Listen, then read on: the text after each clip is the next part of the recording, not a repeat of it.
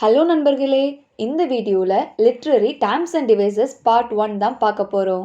First one அலிகோரி. அலிகோரி அப்படின்னா ஒரு fictional character மூலமாகவோ இல்லைனா ஈவெண்ட் மூலமாகவோ இல்லைனா பிளேசஸ் மூலமாகவோ ஆல்ரெடி நடந்த ஒரு பொலிட்டிக்கல் சிக்னிஃபிகன்ஸையோ இல்லைனா ஒரு ட்ரூத்தையோ இல்லைனா ஏதாவது ஒரு மாரல் லெசனையோ ரெப்ரசென்ட் பண்ணுறது தான் அலிகோரி அப்படின்னு சொல்லுவாங்க. இதுக்கு example animal farm by George Orwell. So இந்த ஒர்க்கில் வந்து அனிமல்ஸ் எல்லாம் சேர்ந்து ஹியூமன்ஸ்க்கு அகெயின்ஸ்டாக ரெபல் பண்ணுற மாதிரி ரைட்டர் எழுதியிருப்பாங்க. ஆக்சுவலாக இது எதை ரெப்ரசென்ட் பண்ணுது அப்படின்னா ரஷ்யாவில் நடந்த ஒரு ரெவால்யூஷனை தான் ரெப்ரசென்ட் பண்ணோம். ஸோ இதை தான் அலிகோரி அப்படின்னு சொல்கிறாங்க. அடுத்தது அலிட்ரேஷன். அலிட்ரேஷன் அப்படின்னா ஒரு சென்டென்ஸில் ஒரே வேர்ட் திரும்ப திரும்ப ரிப்பீட் ஆகி வந்தாலோ இல்லை ஒரே சவுண்ட் திரும்ப திரும்ப ரிப்பீட் ஆகி வந்தாலோ அதை தான் அலிட்ரேஷன் அப்படின்னு சொல்லுவாங்க. இதுக்கு example Peter pepper picked peck of pickle peppers. So இதில் பீங்கிற சவுண்ட் வந்து ரிப்பீட் ஆகி வந்திருக்கு, அதனால் இது அலிட்ரேஷன் அப்படின்னு சொல்கிறாங்க. Third one illusion. அல்யூஷன் அப்படின்னா ஒரு விஷயத்தை புரிய வைக்கிறதுக்காக இன்னொரு விஷயத்தை இன்டைரக்டாக ரெஃபர் பண்ணுவாங்க, அதை தான் அல்யூஷன் அப்படின்னு சொல்கிறாங்க. For example, to my dog our neighbourhood park is the garden of Eden. So இதில் கார்டன் ஆஃப் ஏடன் அப்படின்னு சொல்லிட்டு பிப்ளிக்கல் ரெஃபரன்ஸை வந்து கொடுத்துருக்காங்க. ஸோ இதை தான் அல்யூஷன் அப்படின்னு சொல்கிறாங்க. அடுத்தது அனஃபோரா. அனஃபோராவும் அலிட்ரேஷனும் கிட்டத்தட்ட சேம் தான். அலிட்ரேஷனில் லெட்டர்ஸ் இல்லைனா சவுண்ட் வந்து ரிப்பீட் ஆகும், அனஃபோராவில் வேர்ட்ஸ் வந்து ரிப்பீட் ஆகும். ஆக்சுவலாக இந்த அனஃபோராங்க வேர்ட் வந்து க்ரீக்லேருந்து தான் வந்திருக்கும். அதுக்கு மீனிங் வந்து டு கேரி அப். இதுக்கு எக்ஸாம்பிள் மார்ட்டின் லூதர் கிங்கோட ஐ ஹாவ் அ ட்ரீம் அப்படிங்கிற ஸ்பீச்சில் லெட் த ஃப்ரீடம் ரிங் அப்படிங்கிற வேர்ட்ஸ் வந்து ரிப்பீட் ஆகியிருக்கும், அதாவது அனஃபோராவாக வந்திருக்கும். ஸோ இதுதான் anaphora. Fifth term antithesis. Antithesis அப்படின்னா ரெண்டு ஆப்போசிட்டான திங்ஸை ஒன்றா கொண்டு வந்து ஒரு விஷயத்தை எக்ஸ்ப்ரெஸ் பண்ணுவாங்க.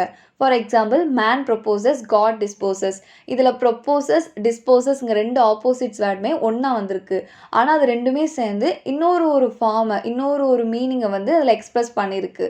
ஸோ இதை தான் ஆன்டிதீசிஸ் அப்படின்னு சொல்கிறாங்க. Sixth term bathos. இந்த பேத்தோஸ்ங்க டேமை அலெக்சாண்டர் போப் தான் peri bathos or the art of sinking poetry அப்படிங்கிற ஒர்க்கில் இருந்து டெரைவ் பண்ணி கொண்டிருப்பாங்க. பேத்தோஸ் அப்படின்னா சடன் அப்பியரன்ஸ் ஆர் சேஞ்ச் அப்படின்னு அர்த்தம். இப்போ ஒரு ஃபிலிமோ இல்லைனா வேறு ஏதாச்சும் ஒன்றும் சீரியஸாக போயிட்டுருக்கோம், ஆனால் கிளைமேக்ஸ் வந்து ரொம்ப மொக்கையாக வச்சுருப்பாங்க, ரிடிகுலஸாக வச்சுருப்பாங்க. ஸோ அந்த கிளைமேக்ஸ் அந்த சடன் அப்பியரன்ஸை குறிக்கிறது தான் பேத்தோஸ் அப்படின்னு சொல்கிறாங்க. Seventh one concede. கன்சிட் அப்படின்னா எக்ஸ்டெண்டட் மெட்டாஃபர் அப்படின்னு சொல்லலாம். சம்மந்தமே இல்லாத ரெண்டு ஆப்ஜெக்டை கம்பேர் பண்ணி பேசுகிறது தான் கன்சிட். ஃபார் எக்ஸாம்பிள், ஜான் டன்ஸோட வேலடிக்ஷன் ஃபர்பிடிங் மார்னிங் அப்படிங்கிற ஒரு போமில் லவ்வை வந்து காம்பஸ் கூட கம்பேர் பண்ணியிருப்பாங்க. ஸோ சம்மந்தமே இல்லாத ரெண்டு ஆப்ஜெக்ட்ஸை கம்பேர் பண்ணுறது தான் கன்சிட். எய்த்து டேர்ம் சர்க்கம் லொக்கேஷன். சர்க்கம் லொக்கேஷன் அப்படின்னா சொல்ல வந்த விஷயத்த டேரெக்டாக சொல்லாமல் தேவையில்லாத வேர்ட்ஸ் எல்லாம் யூஸ் பண்ணி சொல்லுவாங்க. ஸோ அதுதான் சர்க்கம் லொக்கேஷன். ஸோ நம்ம ஊரில் வந்து ஜாட மாடையாக பேசுகிறாங்க அப்படின்னு சொல்லுவாங்களா, அதுதான் சர்க்கம் லொக்கேஷன். நைன்த் டேர்ம் வந்து சியாஸ்மஸ். சியாஸ்மஸ் அப்படின்னா ரிவர்சல் ஆஃப் கிராமட்டிக்கல் ஸ்ட்ரக்சர். ஆக்சுவலாக இந்த சியாஸ்மஸை பொறுத்த வரைக்கும் வேர்ட்ஸ் வந்து ரிப்பீட் ஆகாது, ஆனால் கிராமட்டிக்கல் ஸ்ட்ரக்சர் வந்து ரிவர்ஸ் ஆகும்.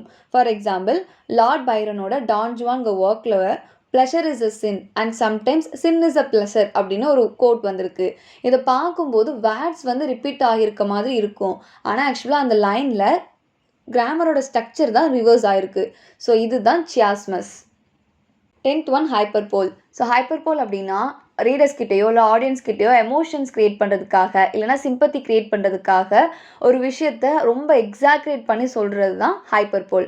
ஃபார் எக்ஸாம்பிள், ஜோனத்தன் ஸ்விஃப்டோட எ மாடஸ்ட் ப்ரொப்போசல்ங்க ஒர்க்கில் புவர் ஐரிஷ் பீப்புள் எல்லாருமே தங்களோட பிள்ளைங்களெல்லாம் விற்று இல்லைனா சாப்பிட்டு அந்த மாதிரி தான் தங்களோட பாவர்ட்டியை வந்து சால்வ் பண்ணாங்க அப்படின்னு ரைட்டர் சொல்லியிருப்பாங்க.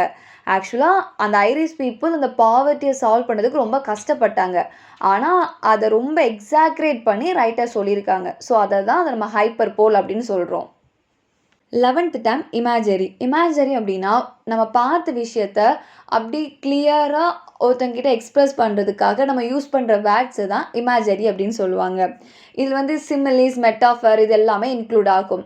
ஃபார் எக்ஸாம்பிள், நான் வந்து நேற்று அங்கே போனேன் அப்படின்னு சொல்கிறதுக்கும் நான் போகும்போது ரோட்டில் இப்படிலாம் இருந்துச்சு, வானம் இப்படிலாம் இருந்துச்சு அப்படின்னு சொல்கிறதுக்கும் வித்தியாசம் இருக்குது. ஸோ நம்ம கிளியராக எக்ஸ்ப்ளனேஷன் கொடுக்கறதுக்கு பேர் தான் இமேஜரி அப்படின்னு சொல்கிறாங்க. 12th ஒன் சிமிலி. சிமிலி நம்ம எல்லாருக்குமே தெரியும், லைக் இல்லைனா ஆஸ் அந்த கீட்டம் வந்தாலே நம்ம சிமிலி அப்படின்னு சொல்லிடுவோம். ஸோ இந்த சிமிலியை வந்து மேக்ஸிமம் கம்பேரிஷனுக்காக தான் யூஸ் பண்ணுவாங்க. For example she is white as snow. So வந்து ஸ்னோ மாதிரி ஒயிட்டாக இருந்தா அப்படின்னு கம்பேர் பண்ணுறதுக்காக யூஸ் பண்ணுறது தான் சிமிலி. 13th term வந்து மெட்டாஃபர். ஸோ இதில் வந்து 2 டிஃப்ரெண்ட் ஆப்ஜெக்ட்ஸை கம்பேர் பண்ணி ஒன்று தான் அப்படின்னு சொல்லிட்டு ப்ரூஃப் பண்ணுறது தான் metaphor. For example love is a battle field. ஆக்சுவலாக லவ்ங்கிறது ஒரு திங், பேட்டில் ஃபீல்டுங்கிறது ஒரு திங். அந்த 2 டிஃப்ரெண்ட் திங்க்குமே கம்பேர் பண்ணி ரெண்டுமே ஒன்று தான் அப்படின்னு சொல்லிட்டு கம்பேர் பண்ணியிருக்காங்க. ஸோ இதுதான் metaphor. 14th term kenning. So poetic எக்ஸ்பிரஷனுக்காக 2 வேர்டை கம்பைன் பண்ணி ஒரு நியூ ஃபார்ம் ஆஃப் வேர்டை கொடுக்கறது தான் கென்னிங் அப்படின்னு சொல்லுவாங்க. For example whale road. இந்த வேல் ரோட் இந்த 2 வேர்டையுமே தனித்தனியாக பார்த்தோம் அப்படின்னா டிஃப்ரெண்ட் மீனிங் தரும். ஆனால் அதை சேர்த்து பார்த்தோம் அப்படின்னா திமிங்கலத்துக்கான ரோடு என்ன? சி. அப்போ இது வந்து சியை ரெப்ரசென்ட் பண்ணுது அப்படின்னு அர்த்தம். ஸோ இதுதான் கென்னிங் அப்படின்னு சொல்கிறாங்க. 15th term லிட்டோட்டஸ். லிட்டோட்டஸ் அப்படின்னா நெகட்டிவ் வேர்ட்ஸை யூஸ் பண்ணி ஒரு பாசிட்டிவ் சைடை புரிய வைக்கிறது. For example that was not half bad அப்படின்னு கொடுத்துருக்காங்க. ஸோ அது வந்து அந்தளவுக்கு மோசம் இல்லை அப்படின்னு சொல்கிறாங்க. அப்படின்னா என்ன அர்த்தம்? ஓகே அது ஏதோ கொஞ்சம் பரவாயில்லாமல் இருக்குது அப்படின்னு அர்த்தம். ஸோ இதை தான் லிட்டோட்டஸ் அப்படின்னு சொல்கிறாங்க. 16th term மெட்டோனமி. மெட்டோனமி அப்படின்னா ஒரு வேர்டை வச்சு அதுக்கு சம்மந்தமான நிறைய வேர்ட்ஸ் ரிலேட் பண்ணுறது. For example crown. க்ரௌனுங்கிறது வந்து கிங்கையும் குறிக்கலாம், குயினையும் குறிக்கலாம். இதுக்கு இன்னொரு எக்ஸாம்பிள் சொல்லணும் அப்படின்னா ஸ்டூடெண்ட்ஸ். அது மேபி கேர்ள்ஸ் ஸ்டூடெண்ட்ஸாகவும் இருக்கலாம், இல்லைனா பாய்ஸ் ஸ்டூடெண்ட்ஸாகவும் இருக்கலாம். ஸோ இந்த மாதிரி ஒரு வேர்ட் நிறைய விஷயத்த ரிலேட் பண்ணுது, அதுக்கு காமனான விஷயத்த ரிலேட் பண்ணுது அப்படின்னா அதுதான் மெட்டோனமி அப்படின்னு சொல்கிறோம். அடுத்த டேம் ஒனமட்டோஃபியா. இந்த டேமே நம்ம எல்லாருக்குமே தெரியும். ஸோ சவுண்டிங் வேர்ட்ஸை தான் ஒனமட்டோஃபியா அப்படின்னு சொல்லுவாங்க. தமிழில் வந்து மரம் டொப் என்று விழுந்தது, அந்த டொப் அந்த சவுண்டை மென்ஷன் பண்ணுறது தான் ஒனமட்டோஃபியா. இங்கே கொடுத்துருக்க example the buzzing bee flew away. So இந்த பஸ்ஸிங்கிற சவுண்டு தான் இங்கே ஒனமட்டோஃபியாவாக வந்திருக்கு. 18th term oxymoron. Oxys and மோரஸ்ங்கிற க்ரீக் வேர்ட்லேருந்து தான் இந்த டேமை எடுத்திருப்பாங்க. ஆஸ்கஸ் அப்படின்னா ஷார்ப்புன்னு அர்த்தம், மோரஸ் அப்படின்னா டல்லுன்னு அர்த்தம். ஸோ 2 கான்ட்ராக்டான விஷயத்த ஒன்றா கொண்டு வந்து ஒரு ஹிடன் ட்ரூத்தை வந்து ரிவீல் பண்ணுவாங்க. அதை தான் ஆக்சிமோரன் அப்படின்னு சொல்கிறாங்க. For example bitter sweet, close distance. ஆக்சுவலாக க்ளோஸுங்கிறது நெருக்கத்தை குறிக்கும், டிஸ்டன்ஸுங்கிறது தூரத்தை குறிக்கும். ஆனால் 2 கான்ட்ராக்டிங் விஷயத்தையும் ஒன்றா கொண்டு வந்து அது மூலமாக ஒரு ட்ரூத்தை அவங்க ரிவீல் பண்ண பார்க்குறாங்க. ஸோ இதுதான் oxymoron. 19th term pathetic fallacy. So non living திங்ஸ்க்கு ஹியூமன்ஸ் எமோஷன்ஸை கொடுத்து பேசுகிறது தான் பேத்தட்டிக் ஃபேலசி. ஃபார் எக்ஸாம்பிள் இப்போ ஒருத்தவங்க சோகமாக இருக்கிறாங்க, அந்த டைம் பார்த்து மழை பெய்யுது. அப்போ அவங்க என்ன திங்க் பண்ணுவாங்க? நம்ம சோகத்தை பார்த்து வானமே அழுது அப்படின்னு திங்க் பண்ணுவாங்க. ஆக்சுவலாக மழை பெய்யுறது வந்து ஒரு காமனான விஷயம், ஆனால் அதை வந்து தன்னோட எமோஷன்ஸ் கூட அவங்க கம்பேர் பண்ணி பேசியிருக்காங்க. ஸோ இதுதான் pathetic fallacy. And then last term zeugma. So ஒரு கவர்னிங் வேர்டை வச்சு 2 டிஸ்டிங்க்ட் பார்ட்ஸை ரெஃபர் பண்ணுறது தான் zeugma. For example he took his coat and his vacation. So இதில் டுக்குங்கிற ஒரே ஒரு கவர்னிங் வேர்டு தான் வந்திருக்கு. பட் அது எதெல்லாம் ரெஃபர் பண்ணுது அப்படின்னா கோட், வெக்கேஷனுங்கிற 2 டிஸ்டிங்க்ட் பார்ட்ஸை ரெஃபர் பண்ணுது. ஸோ அதனால் இதை சிக்மா அப்படின்னு சொல்கிறோம். இதோட பார்ட் 1 கம்ப்ளீட் ஆகிட்டு இனிமேல் பார்ட் 2ல் பார்ப்போம். தேங்க்யூ ஃபார் வாட்சிங்.